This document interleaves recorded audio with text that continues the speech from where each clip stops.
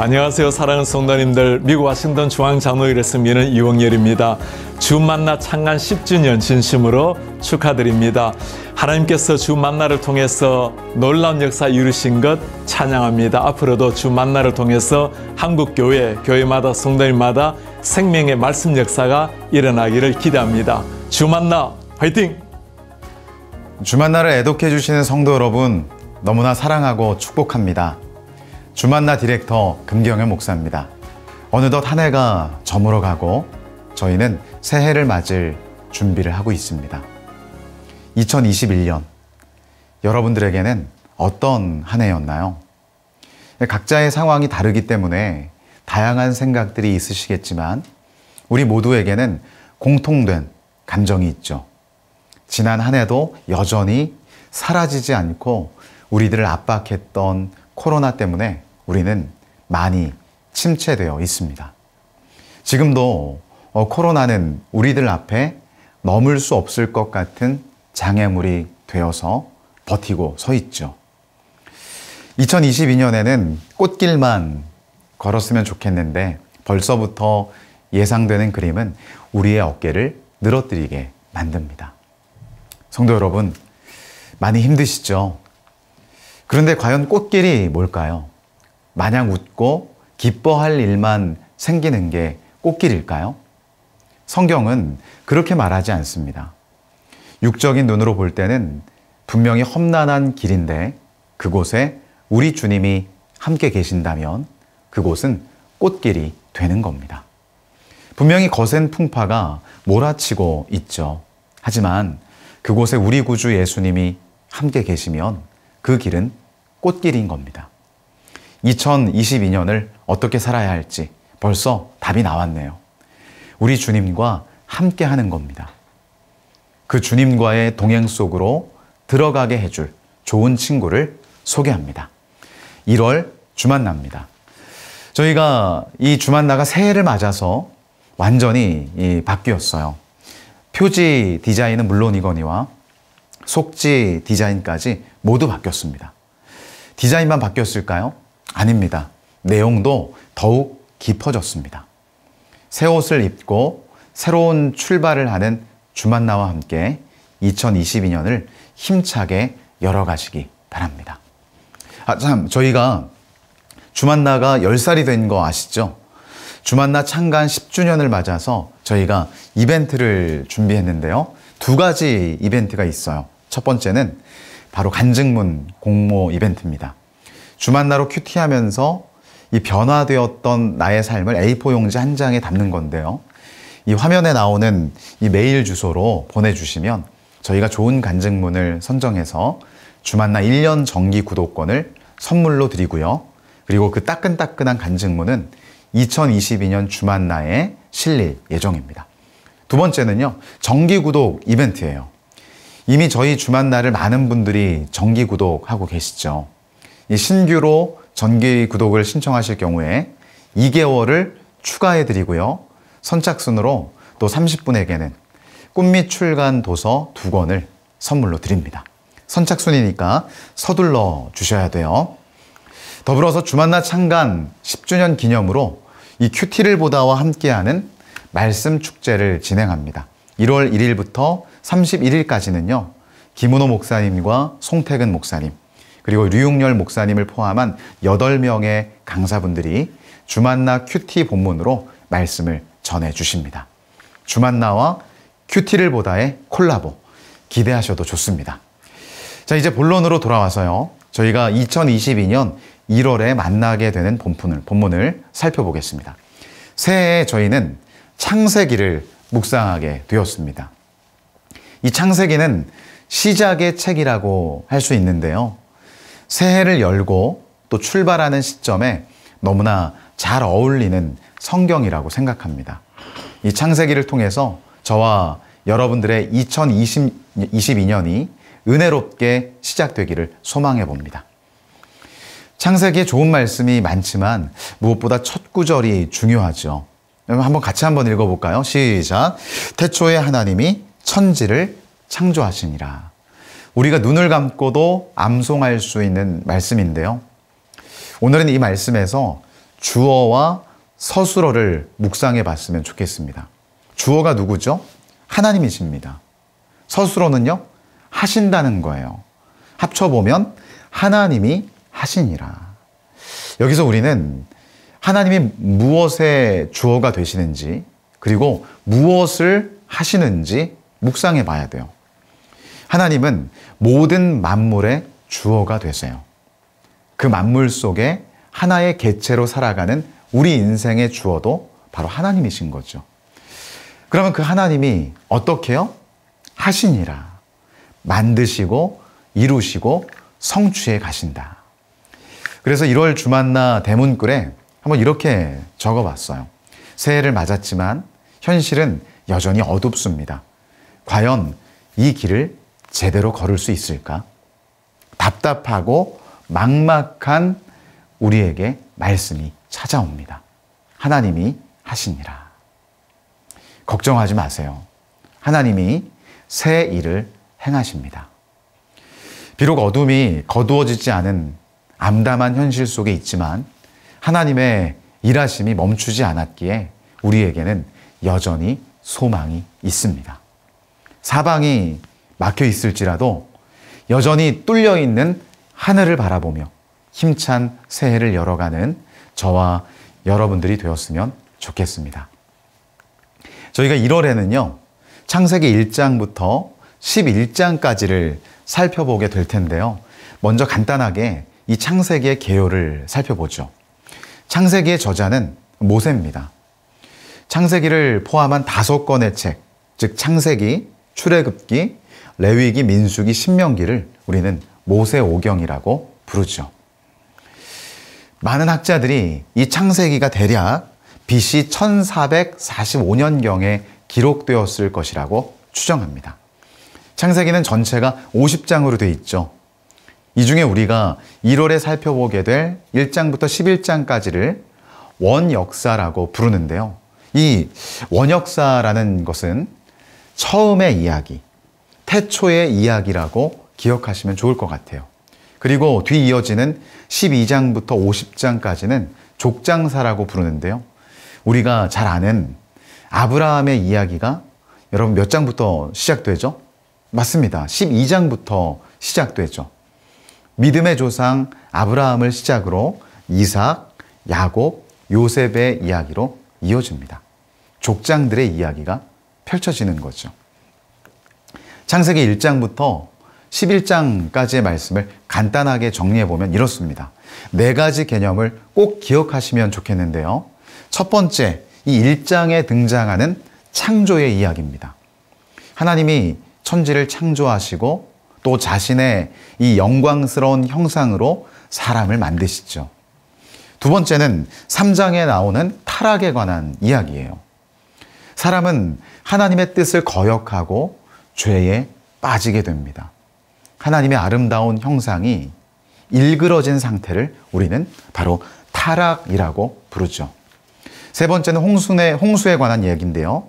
하나님은 죄를 범한 사람들을 그냥 두지 않으세요. 온 세상에 홍수를 내려 심판하시죠. 네 번째는 바벨탑에 관한 이야기입니다.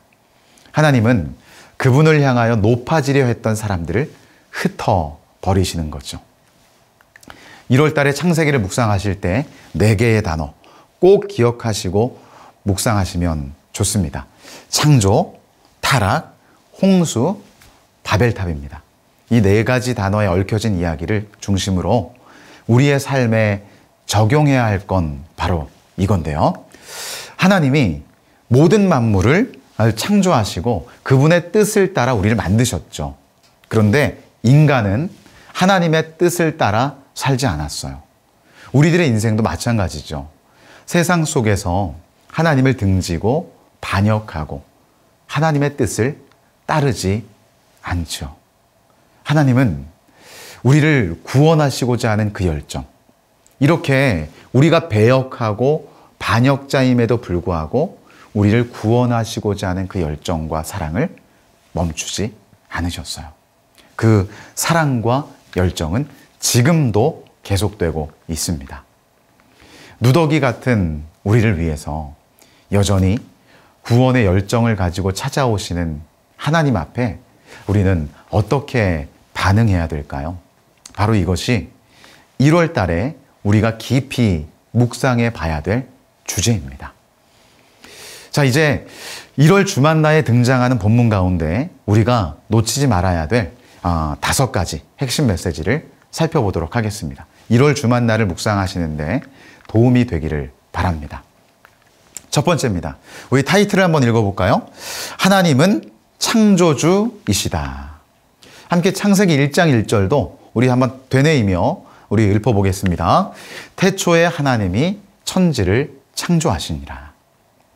하나님이 천지 만물을 창조하셨다고 분명히 선포해요. 이건 분명한 선언이죠. 결코 증명이나 설득이 아닙니다.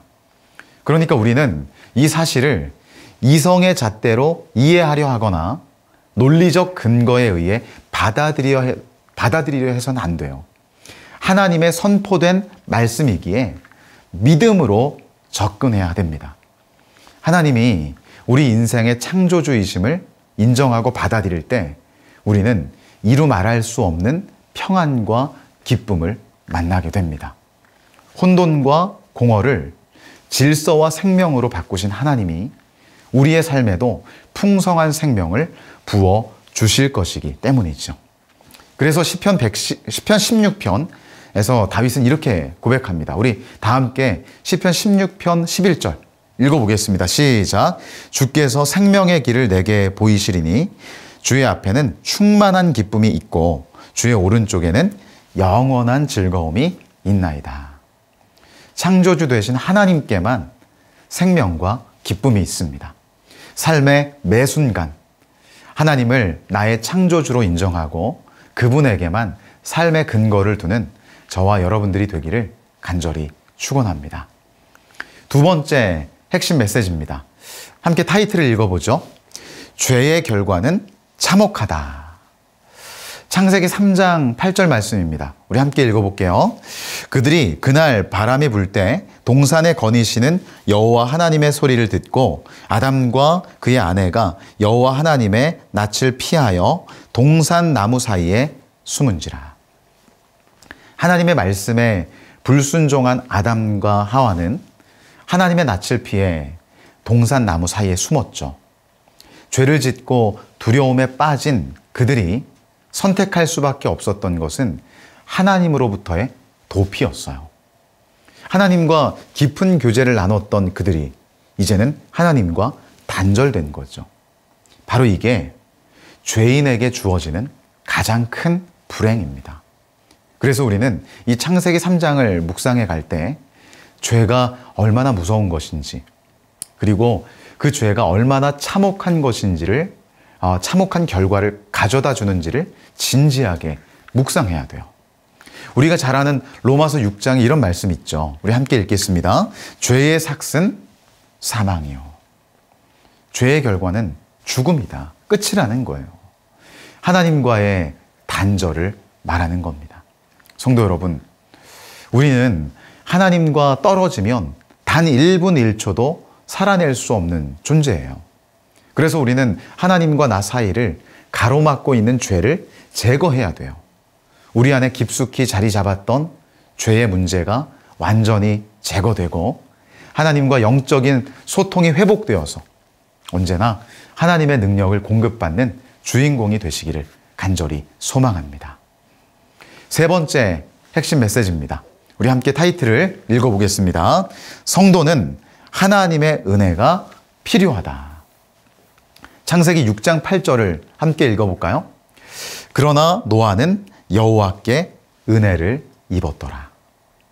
하나님은 모든 사람을 지면에서 쓸어버리기로 작정하셨죠. 하지만 노아와 그의 가족은 살려주셨어요. 노아 가족이 무서운 심판으로부터 벗어날 수 있었던 이유가 뭡니까? 하나님이 은혜를 주셨기 때문이에요. 노아가 하나님께 은혜를 입어 무서운 심판에서 건짐을 받았듯이 우리는 예수 그리스도를 통해 주어지는 은혜로 구원을 얻었죠. 노아가 하나님의 은혜를 힘입어 하나님과 동행했듯이 거친 세상을 살아가는 우리에게는 하나님의 은혜가 필요합니다. 그래서 우리는요, 이렇게 고백해야 돼요. 우리 같이 한번 읽어볼까요? 하나님이여 내게 은혜를 베푸소서. 내게 은혜를 베푸소서. 내 영혼이 주께로 피하되 주의 날개 그늘 아래에서 이 재앙들이 지나가기까지 피하리이다.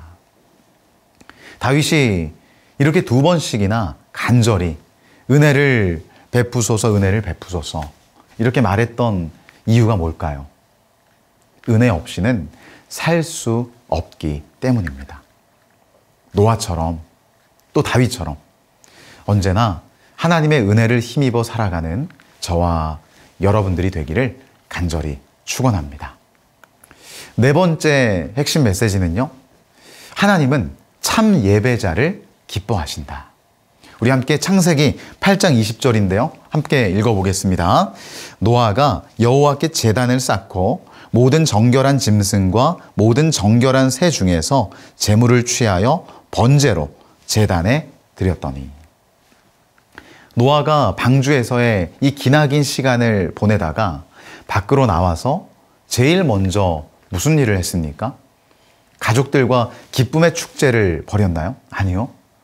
그와 그의 가족들은 하나님께 제단을 쌓고 예배를 드렸어요.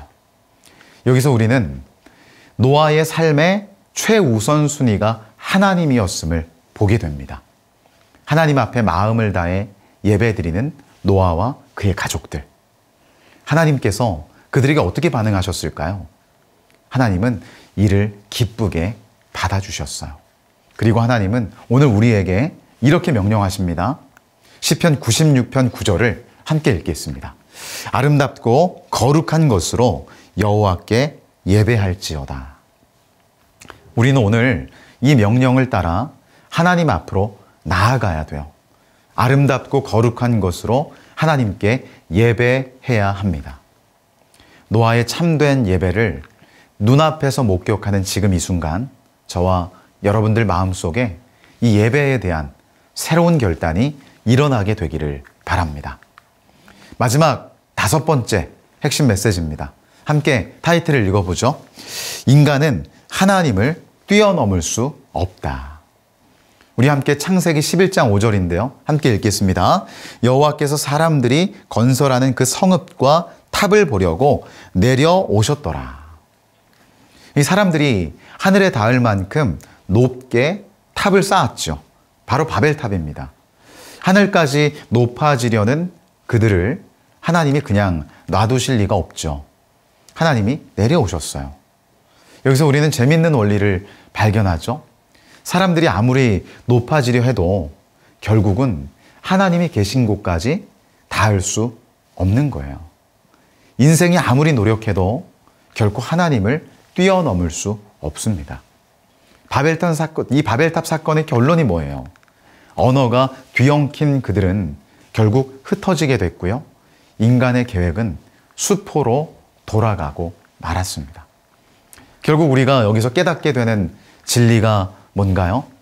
우리의 인생을 주관하시는 분은 하나님이시기에 우리는 그분께 순종해야 한다는 사실입니다. 시편 95편의 고백을 선물로 드리면서 이 본문 세미나 마무리하겠습니다. 우리 같이 한번 읽어볼까요? 시작! 오라 우리가 굽혀 경배하며 우리를 지으신 여호와 앞에 무릎을 꿇자. 성도 여러분, 우리를 지으신 분은 하나님이십니다. 우리가 오늘도 하나님 앞에서 해야 할 일은 굽혀 경배하며 겸손히 무릎을 꿇는 겁니다. 교만을 버리고 겸손으로 나아갈 때 하나님께서 한량없는 은혜를 부어주실 줄로 믿습니다. 2022년 새해 첫 달에도 여러분들의 인생 속에 하나님의 놀라운 은총이 깃들기를 주님의 이름으로 간절히 축원합니다. 다 함께 기도하시겠습니다. 하나님 아버지 감사합니다. 2021년을 보내고 2022년 새해를 맞이하게 하시니 감사합니다. 지난 한 해 동안에도 우리를 지으신 하나님이 은혜 주셨기에 살아왔는데 이 새해에도 하나님이 우리에게 필요한 은혜를 늘 공급하여 주셔서 하나님의 은혜 가운데 승리하는 인생을 살아가게 하여 주시옵소서. 특별히 우리의 인생을 지으시고 만드시고 이끌어 가시는 그 하나님의 주권을 의지하면서 2022년에도 오직 하나님만 바라보고 의지하는 우리 모든 인생들이 되게 하여 주시옵소서.